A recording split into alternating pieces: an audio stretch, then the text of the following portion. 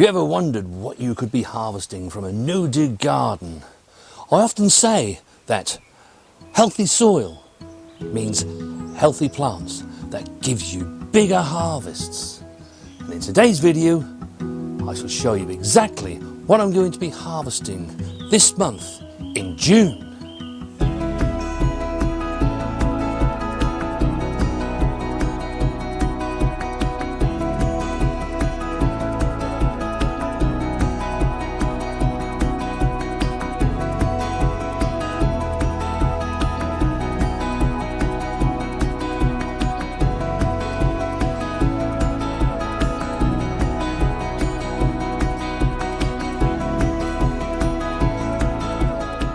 We've had an absolutely amazing harvest of broad beans.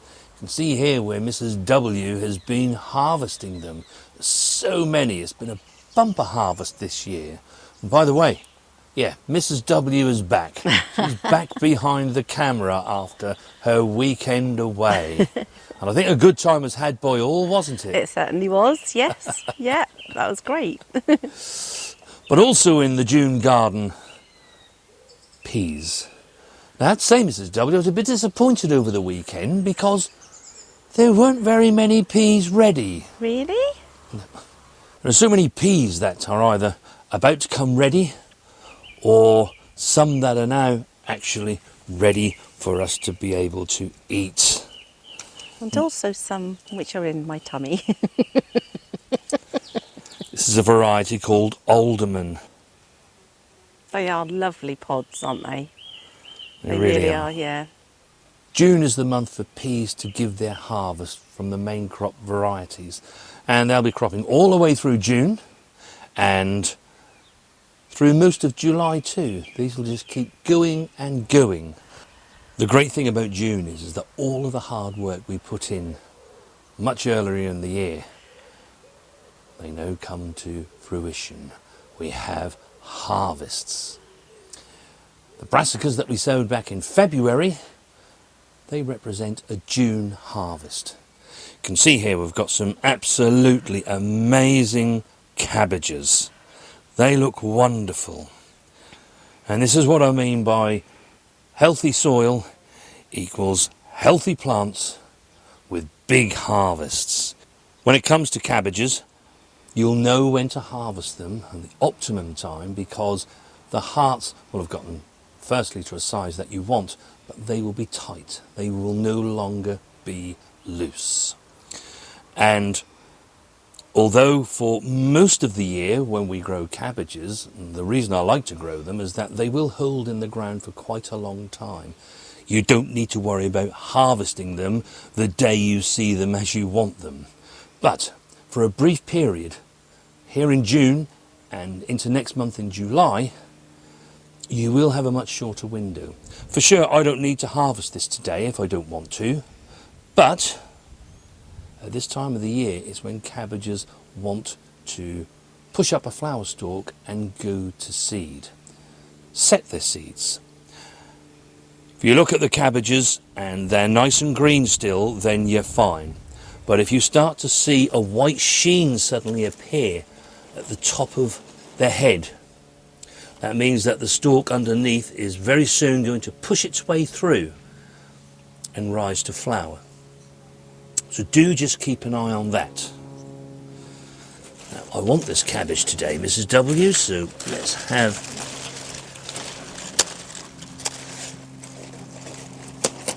that off here.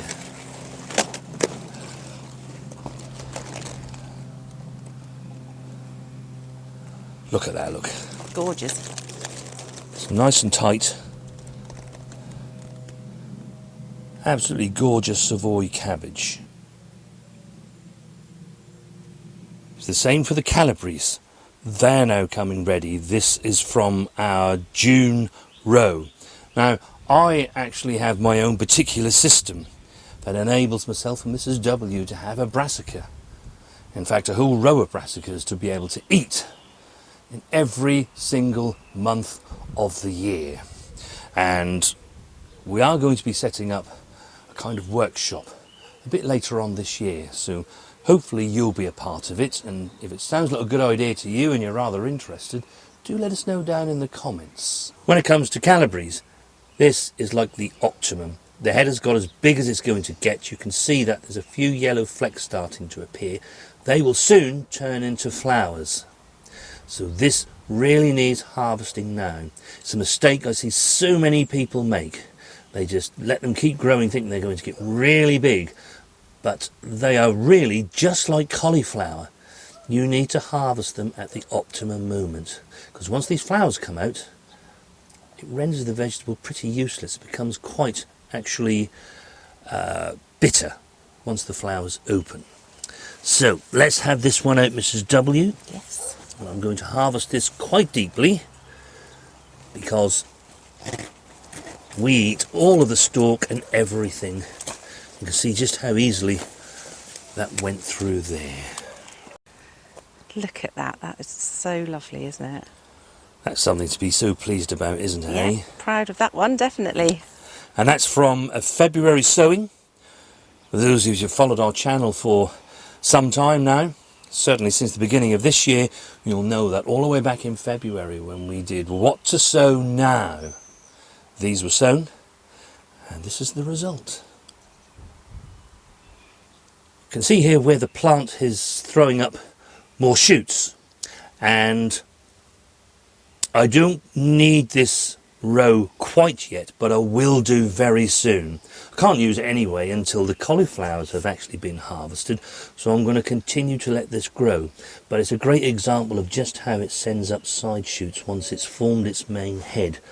And actually after you cut that, it will only continue to send up more. You can see a little one starting to form here, Mrs. W. Yes, yeah. It's not something I let go on for weeks and weeks at this time of the year. There is pressure on our plots. I have other plants that need to go in here to ensure that we continue to get the harvest that we want. The ones that I should be sowing, actually within the next week, towards the end of June, they will go into the ground in July and they will give up their harvest in November.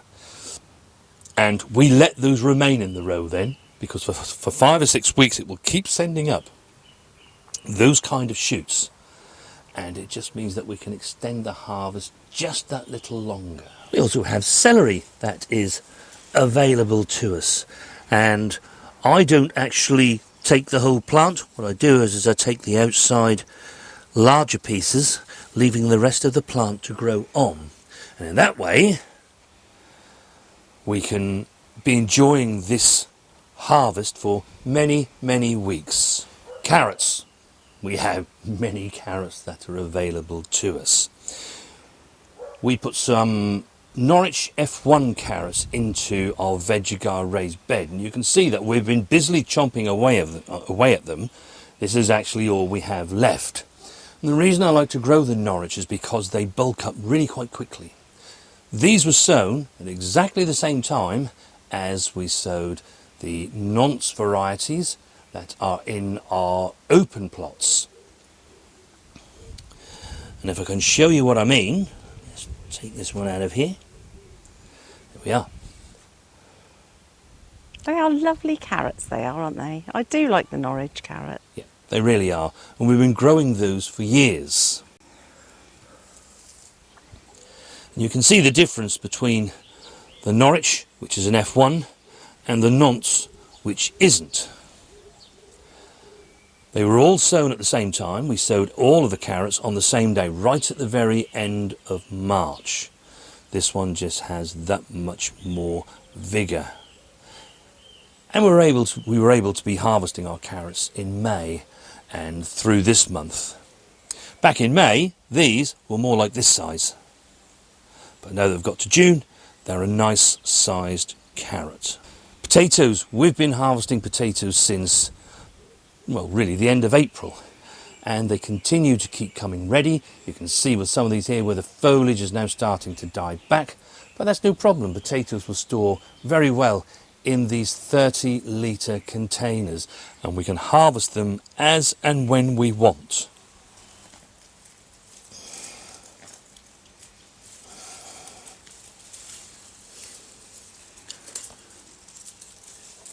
Mid-June is when I look to harvest our garlic.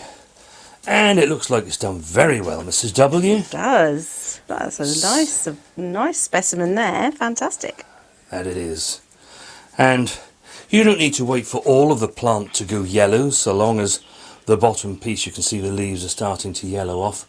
That means that it is ready to harvest. I can see some clearly defined cloves there. And it's a job we need to do, Mrs. W, this week, is to harvest all of our lovely garlic. Brilliant.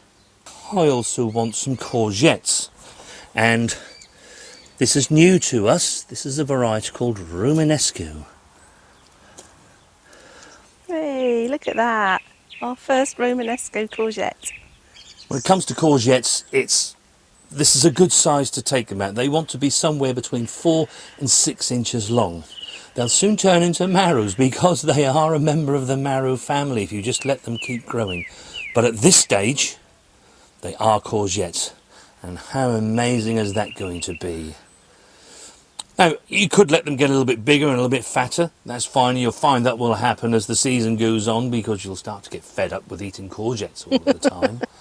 But that's still a perfectly good harvest. And we're really looking forward to tasting this because this is supposed to have quite a nutty taste.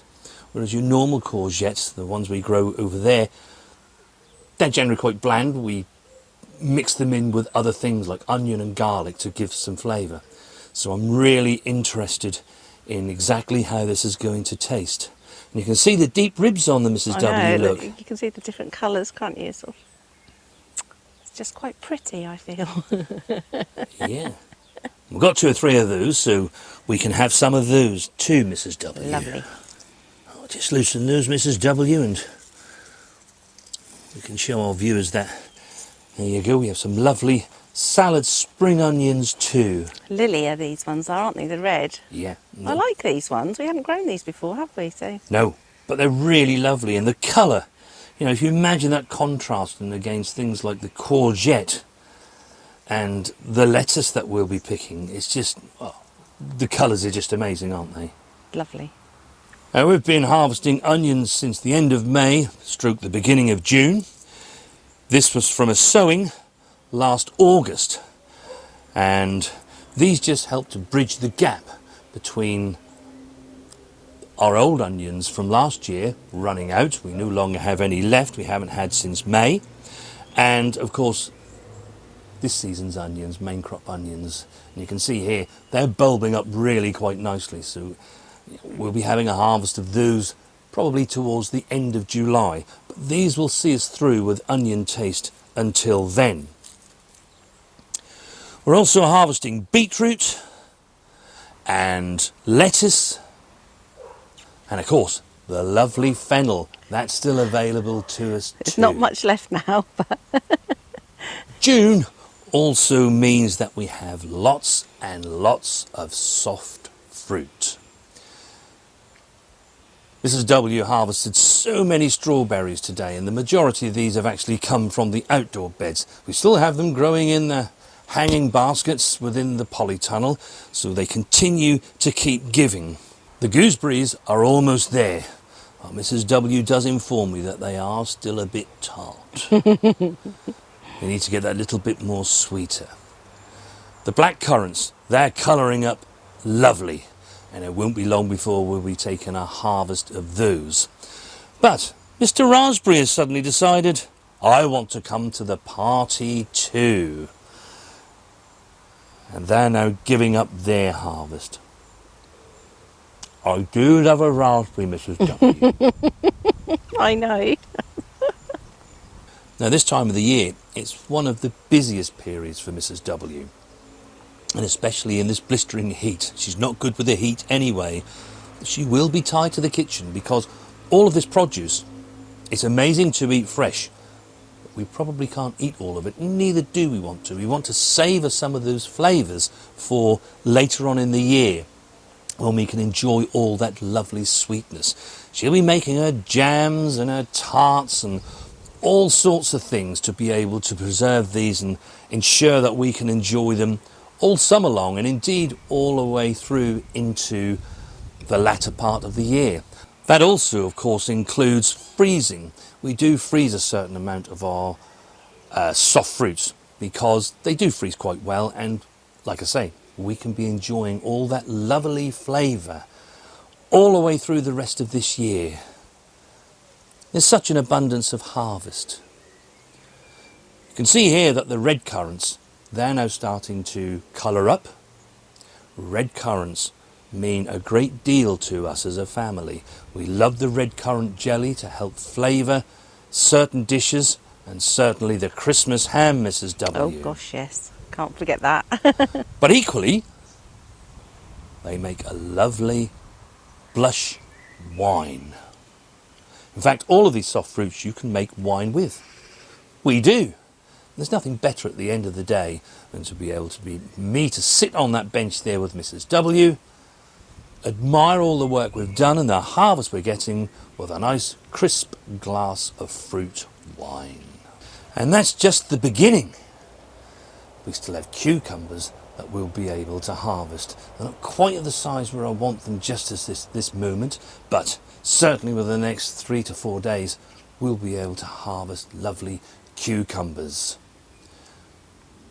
We don't need to worry about that too much though, because the cornichons, the gherkins that Mrs. W is growing, well, they are so prolific. They are, aren't they? Those little cornichons de Paris, they're called.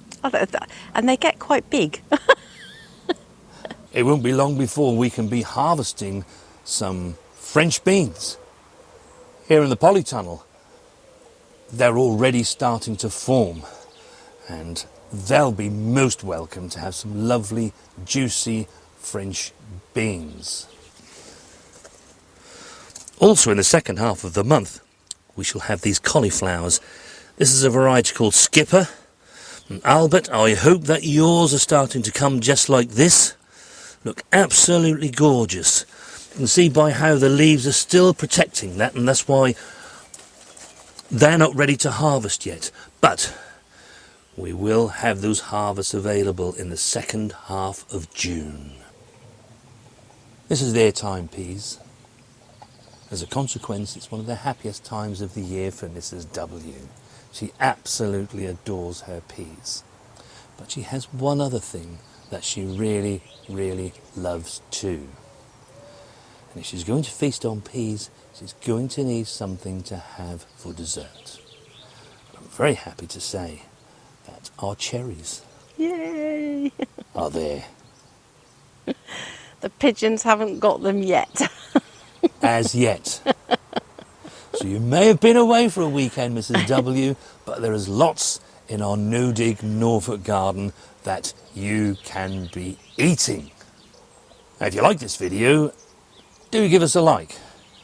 And if you want to see more of when we sow things, when we transplant them, and when we harvest them from our no-dig Norfolk garden, then don't forget to hit that subscribe button, and then that way you will never ever miss an upload that we put out there. We put videos out there twice a week, on a Monday and a Thursday.